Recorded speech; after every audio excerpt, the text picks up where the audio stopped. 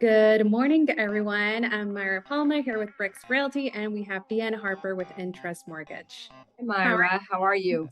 I'm doing wonderful. How are you doing today? Doing great. I was going to say happy Monday, but we may not be airing this on Monday. Yeah, I just gave away our secrets, didn't I? later in the week. Well, Deanne, I'm super excited to be here once again, helping out any buyers and sellers, any people interested in getting pre-qualified. Today, I want to share some tips, some mistakes to avoid in the process of the home. And we can hear some mistakes that individuals do maybe when they're signing up to get pre-qualified, pre-approved. Yes. So on your side, what's the biggest mistake new home buyers make? Okay. One of the mistakes that I have noticed is during the inspection period. Wait inspections. That's one of the key things that we professionally we wouldn't recommend you to do. We would still recommend you to do the inspections. I agree. Yes, absolutely. And that's, some people think, well, maybe it's going to affect my offer. I really just want to get my offer accepted. Now, most sellers understand completely, and that's something traditional that buyers do anyways, just doing the inspection. And it seems to be just standard. I mean, you would think that an inspection would be a standard process. So yeah, don't have that negative connotation in your mind. It's completely okay. And second thing is not attending inspections. So traditionally, again, it's a standard thing. Your realtor is going to be there and you're going to be there as well. And plus you're hiring the inspector. So might as well be there, ask any questions that you can. Ask a lot of questions.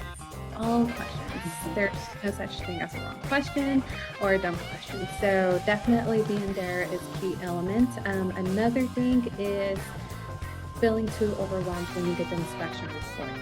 Yeah. And there's key things that we definitely want to look at. So such as the roofing, we want to make sure roofing is good, plumbing, foundation. But if you do receive something that's like maybe paint chipping, something needs to be connected, simple stuff like that, won't necessarily affect, the living condition of the home. So we'll talk about that because no home is perfect. So please don't. Even the new ones, even brand new ones have, a few little pieces of blue tape everywhere when you do the final walkthrough. Exactly. So even the brand new ones are going to have a few things. Yes, and I'm glad you mentioned the final walkthrough. So let's say we get the roof done, we get it completely fixed, replaced.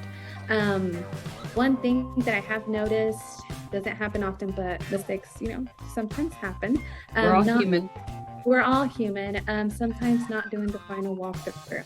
So you send a TRR, you get those things fixed, and you don't do the final walkthrough. So it's very important to do it before closing because you want to see that those things did get done. Right. Absolutely. I agree with you 100%. And on our side, a lot of clients feel overwhelmed because we're asking for a ton of information. Now, that's in the application. And I always tell people we have our application simplified online in a secure portal. Takes you 10 minutes. Super, super easy. So we try not to overwhelm them with that part. But what happens immediately once you click submit on that application is you're going to get a list of documents to start sending in.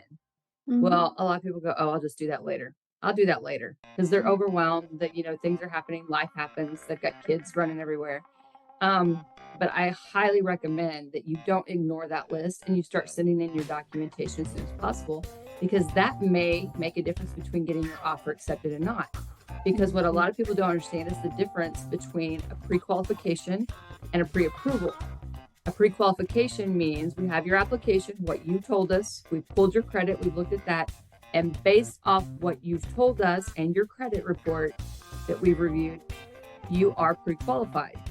Now, what happens when you send me pay stubs, W-2s, bank statements, and they don't match what you just told me on your application?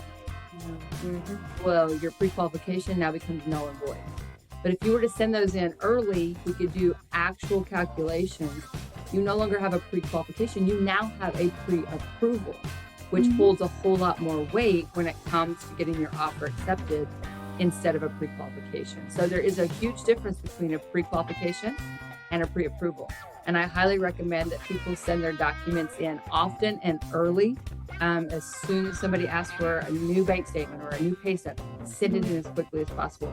Keep a folder with all of your mortgage documents, just like you should keep a folder with all your house documents in it, right? That way it's all in one spot. When somebody asks for something, it's right there. So I would say that's probably one of the biggest mistakes I see is people waiting too long to send in their documentation. I see it too, but the good thing is you have professionals by your side. So if there's any point you feel overwhelmed, you're not exactly sure what the next step to do, is contact your professional agent, your professional mortgage lender, and ask questions.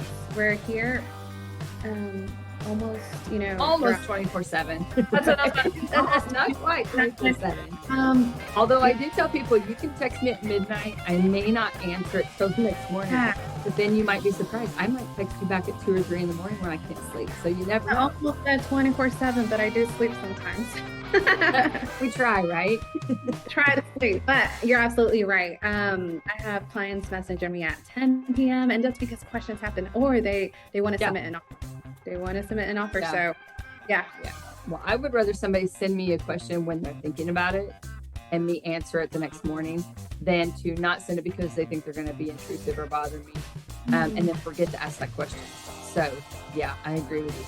Ask as many questions as possible. Like you said before, there's not a wrong question. There's not a dumb question. There's no such thing. So ask often and early. All right. Well, I really appreciate you, DeAnne, and I hope all of this was helpful to you all. If you have any questions, please, you can contact me at Mayra.Palma, 405-537-7749, and I'm here at Brix Realty. DeAnne, how can we get in contact with you? Phone number is 405-266-1566, or you can reach me at DHarper at InTrustLending.com. All right, perfect. Everyone have a wonderful week, and we'll talk to y'all soon. All right. Bye, Mayra. Thank you.